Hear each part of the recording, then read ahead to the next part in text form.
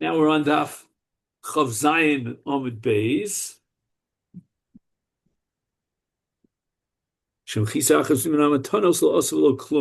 regard to all of these hazoyos, we need them all. Tana Rabbana, we learned to the Brisa, Sheva Hazol, Sheva Par. Shason, Bein Shalo Lishmon, Bein Shalo Mechuvanos, Psulos. So we have a concept of Shalo Lishma, and we've learned many times that if you have Machshav Shalo Lishma, then the carbon is kosher, but with regard to the azos, if he did the azos shalom lishma or shalom mechuvaros, he didn't point them in the direction of the old moed psulos v'shebifnim v'mitzora.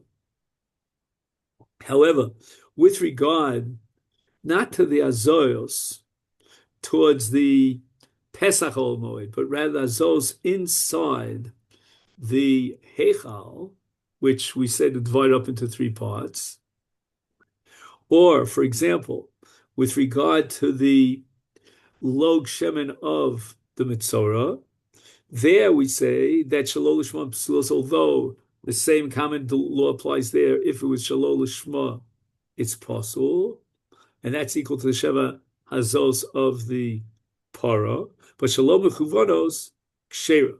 If it wasn't connected to Pesach Ol Moed, then even though in the Paraduma it was psulos, it was absolutely invalidated the Paraduma, but with regard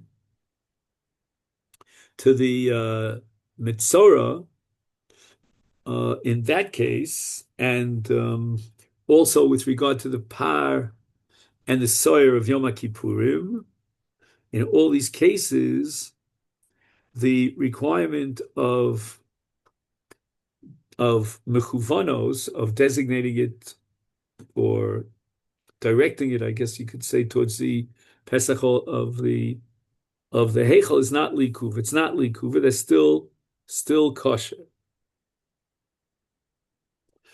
So even if the Kohen was not standing with his face to the Ma'arav, towards the opening of the Heichal, but it was facing a different direction, nevertheless the korban is kosher, because here the Torah did not use the word chukah, and did not stipulate with regard to these sprinklings that it performed el nochal pnei ol moed.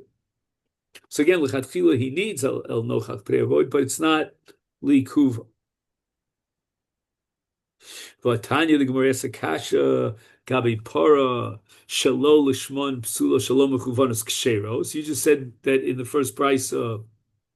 Meaning, is there a machlokas here between Tanoim, such that the second brisa holds shalom mechuvanos ksheros? Rav Chizda lo kasha harav Yuda Rabbana.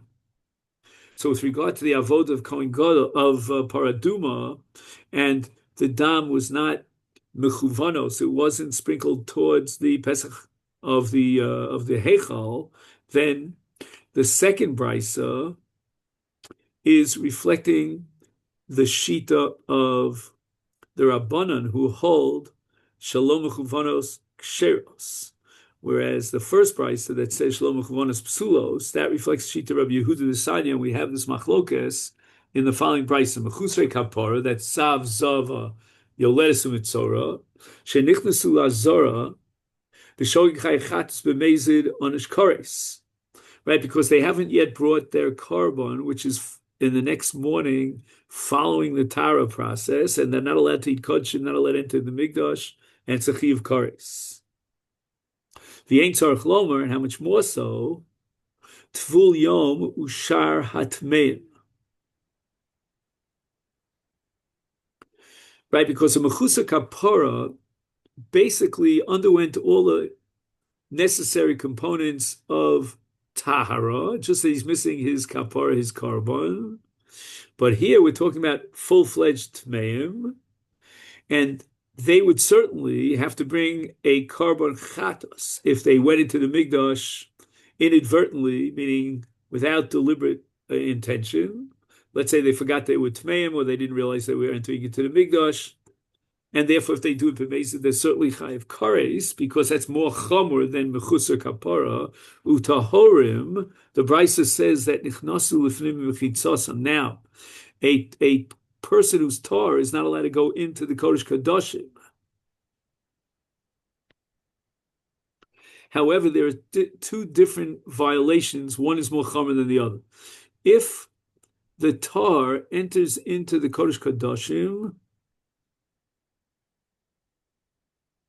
which is called lifnim mimechitzasam, so then, if it was only lehechal kulo biarboim, it's only a violation of a lav, and you get malchus. But mi beis la paroches el pnei kaporos b'misa. So if they enter into the Kodesh Kodashim, then they have misa. Misa doesn't mean here that they're put to death in a bezdin. It means misa v'dei shamayim, which, by the way, is not as chomer as kares, as Tos says at the beginning of Yevamos, but it's pretty severe. And all this is according to the Tanakama. Rabbi Yehuda Omer, Rabbi Yehuda has a different opinion. Kol heichal kulo umi beis la paroches barboim.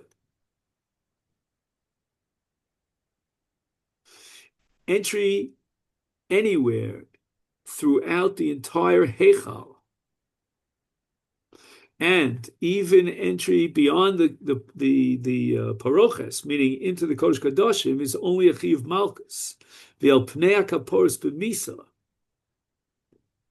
So again, according to Rabbi Yehuda, if you enter into the Kodesh Kodashim, you're chayev malchus, but you're not chayev misa.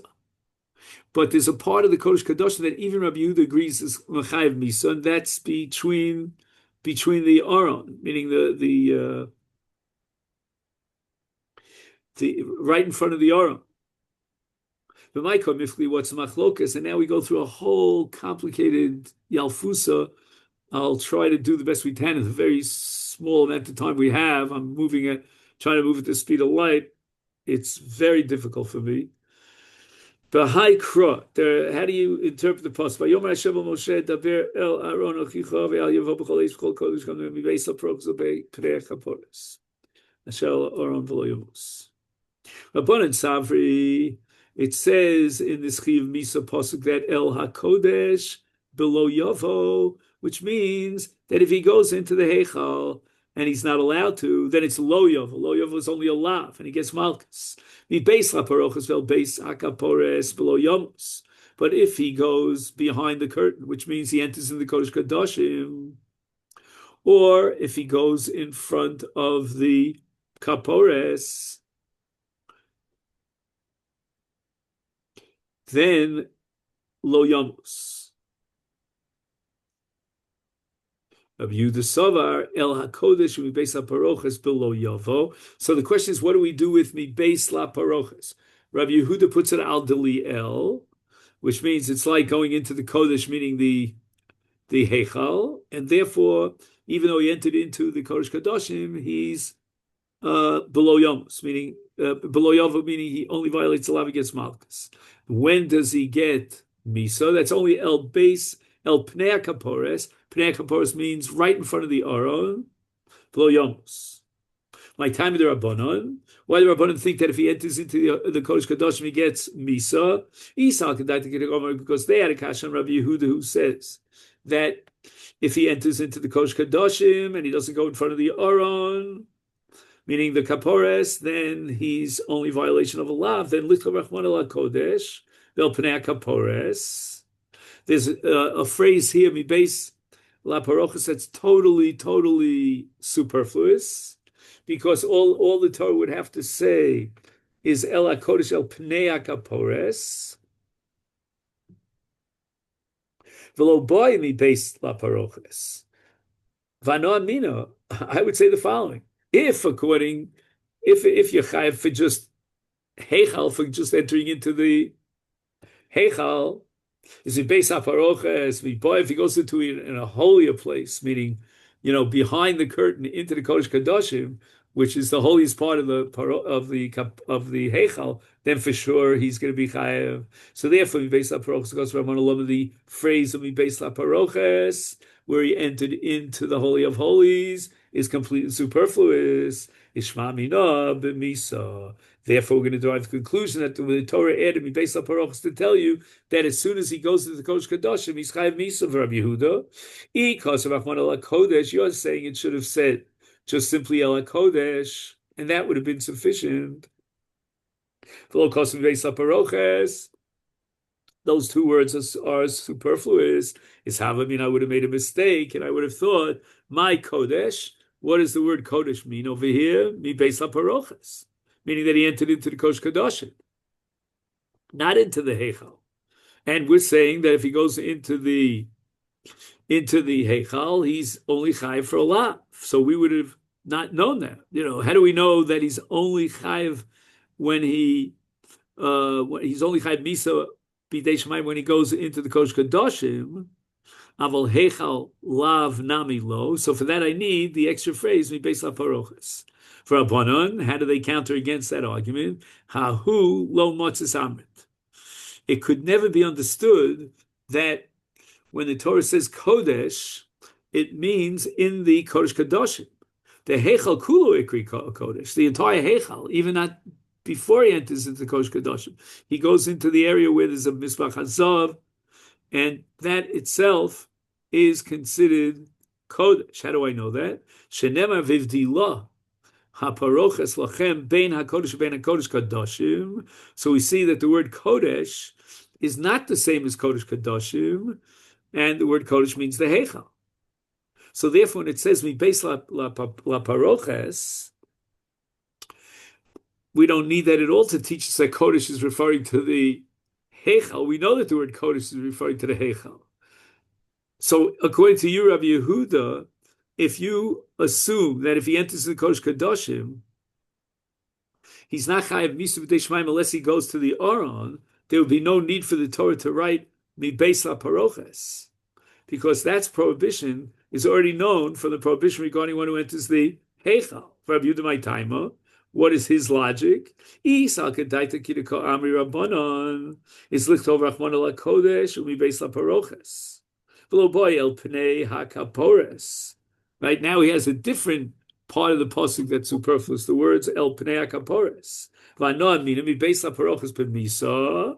you're chayiv for beis haparoches, then el pnei kaporos mi boy, they have to tell me that if he goes all the way in front of the kapores, right, which is the area of the Aron, is therefore he's chayiv misa, and therefore we have three extra words in the pasuk el pnei kaporos the kosra lomali shma mino pnei kaporos ben misa. The words pnei kaporos are telling you that he's chayiv misa, shma mino pnei kaporos ben misa, and he beis laparoches be'azara, right? If he enters into the Kodesh Kadoshim, he only violates a lav. Okay, this goes on and on. I think I'm going to stop here. It's already getting late, and this is like, whoa. Every word in the pasuk is being dashed, and this one's extra there. All right, so I wish you a great week. All right, Shkoyach, thank you.